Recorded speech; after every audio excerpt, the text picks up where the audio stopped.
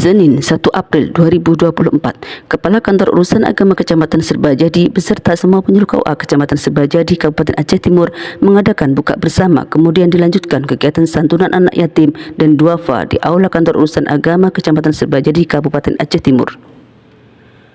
Dalam acara buka bersama, Kepala KUA juga mengundang seluruh kecil dan juga tokoh masyarakat di wilayah KUA Kecamatan Serbajadi Kabupaten Aceh Timur. Setelah buka bersama dan santunan anak yatim, Kepala KUA Serbajadi dan penyuluh KUA Serbajadi melakukan safari Ramadan di Masjid Al-Muhajirin, Desa Al-Rudren, Kecamatan Serbajadi, Kabupaten Aceh Timur. Ridwan SPDI MPSI, Kepala Kantor Urusan Agama Kecamatan Serbajadi berharap dengan diadakannya buka bersama dapat mempererat tali silaturahmi dan bekerja sama-sama bekerja untuk membangun wilayah Kecamatan Serbajadi, Kabupaten Aceh Timur, khususnya dalam bidang agama. Dari KUA Penarun TV.